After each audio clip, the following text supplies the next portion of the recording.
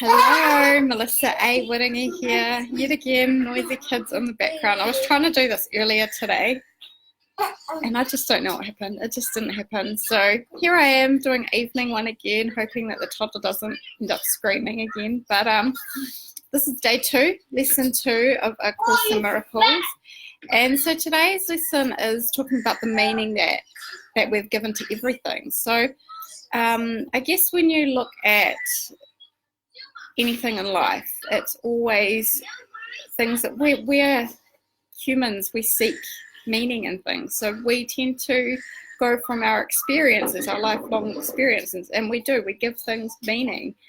I remember when I did this one actually didn't trip me up. I think it might have been the next one or the day 4 that tripped me up. But just realizing and just starting to understand, like when you're looking at things and really understand, like the meanings that we have given to things generally come as a result of where we've grown up, our society, our family, our friends, our upbringings, our beliefs, and it's all formed from, when we're a child, a lot of it. So changing that and starting to detach from all of these meanings that we've given to things, because it's not universal. Like everything's all perception, and it's all two different people can have exactly the same experience and yet feel very different or perceive it to be very different, so, and it will just depend on that individual person. So for this one, I don't have a lot of extra to add because I felt like I really covered it a lot yesterday, but it's all about just, I guess, when you're in a situation and you're feeling something or you feel emotional about things, it's really about like understanding that there's more than one way to see this, and there's more than one way to experience this. Not everything has to be hard, not everything has to be difficult.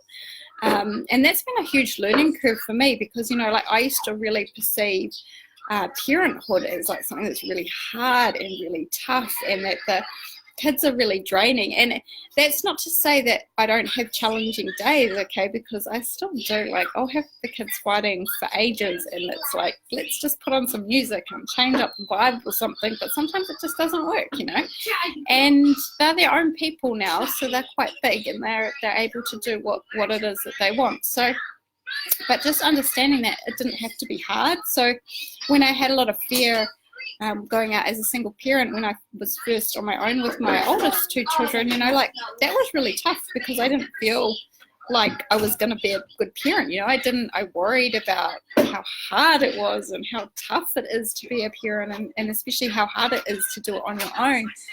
And the reality is, though, it wasn't until I moved up to Bay of Islands that I found joy in it. But when I moved up there and I was alone and I was in a place that I loved, I was in, the Bay of Islands, beautiful beaches everywhere. I had a beautiful view.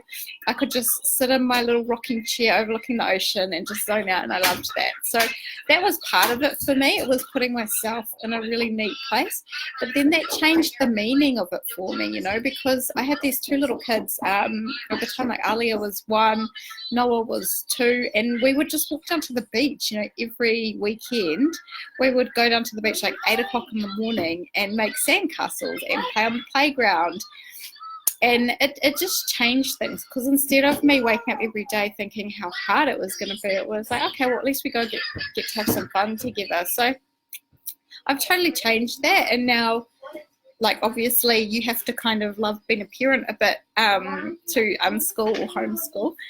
You have to enjoy wanting your kids around. But again, that's part of our conditioning, so we give everything meaning. And if everybody around you is always saying how hard it is to have your children, and this is especially like with school holidays coming up, I know parents feel this because coming into school holidays, especially if your kid's been at school for a long time, your kids have been conditioned into this routine of school, and they come home and they're tired, and then they have to do homework, and then this bedtime routine or whatever, and it's draining. And the poor kids, they've had it, they can't get into the evenings and they're shattered, and then they do it 5 days a week, and then come the weekend they play up a bit. And then school holidays comes, and then it's like, yay, we're with mum. But if they're not getting the time, then they are hard work because they want you. They are on you. They are clinging to you. And it's hard work because there's no break from it. And now you've conditioned yourself to have this time away from your kids.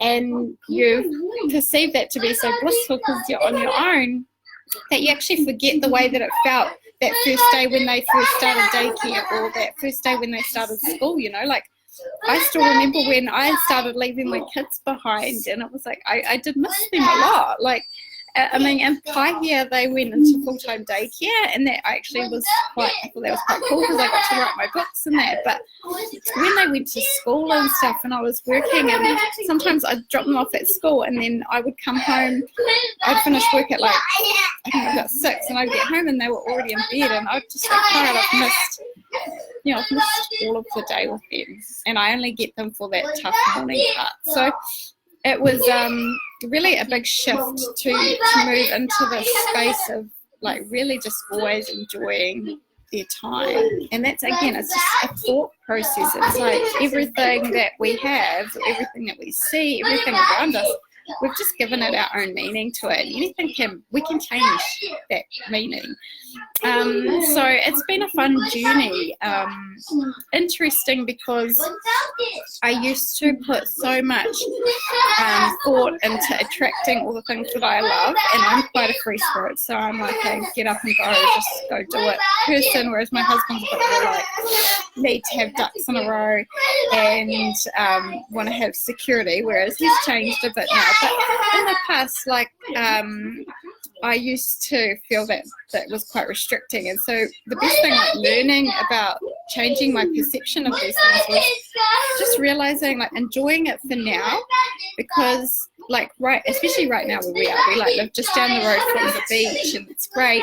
And although I want to travel the world indefinitely with the kids and never have to be tied to any one particular place, it's really good if you can say, like, my life right now is really, really good, and perceive it to be really good, because it is. And I know wherever you are, you're always going to miss an element. Like the last place that we lived, it was really, really small, and it was squashy, and we had like one room for the big kids, and my husband had his music room, and the music room was like the size of a shoebox, and it was small, and it was squashed, and it was tight, and it was a really little unit, and the kitchen was tiny, everything was tiny, but we loved it because the street was like filled with kids every afternoon, and our kids could just go out and play, and it was safe, and they could walk around the block, and they were safe. And so when we moved here, although we've got the beach and we've still got other kids around, it's not the same as what it was. So, you know, it's always just understanding wherever you are, there's always good things about where you are right now,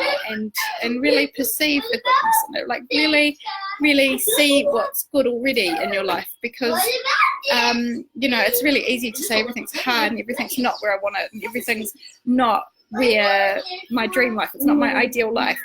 But that's just you perceiving what's not right, and you want to start looking at all the things that are really good, and all the opportunities that happen, all the great things that are coming to you, all the things that you're manifesting. Like, look at your dreams and go, they're coming to me, I've got them, they are there. And looking at freedom for me in a new way, because just realizing that freedom starts inside. You know, if you feel trapped all the time inside, then you are going to be trapped. So unpacking that for me was a huge thing in A Course in Miracles. And so second time round, lesson 2, way deeper than I needed to go, of course.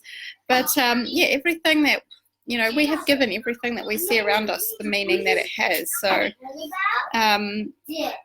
it becomes very powerful when you really understand that deeply, and you can realize that you can change the way that you, or the understanding or the meaning that you give to things or a situation. So I hope that's been a little bit helpful, and I'm going to try and, I want to do this so differently, so I'm going to try and weave in as much of the lessons as I can with my life and unschooling. And I guess my things are, you know, the school education is a huge thing for me. I love learning, and the travel stuff. So it's going to tie in somehow, and it will magically appear when it's ready. I'm having fun, so I hope people are having fun, and I hope that somebody gets something out of one of these lessons one day, or maybe people just start tuning in for 5 minutes every night and get to do A Course in Miracles over the space of 365 days. like I couldn't do it last time. I just didn't do it last time. So I'm going to do it this time, and I'm not going to tie myself to that, because I know when I tie myself to things, it turns to custard. 3 kids for you. But I'm really committed to doing this again and doing it the full stretch without a big break. So talk to you all again tomorrow, hopefully a little bit earlier rather than late. And yeah, talk again soon.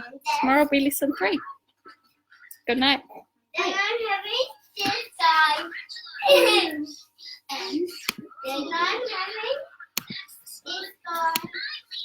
Oh, it won't let me end. How funny. What do you do when that happens? I don't even know. Oh, Facebook. What? What? This? I'm frozen on a live. How does it even happen? No, I hope it doesn't. Hope it saves my life. Fingers crossed. How much cars do you have? You're gonna have 6. I'm just going to live. Right. So, How funny. I'm gonna put it in.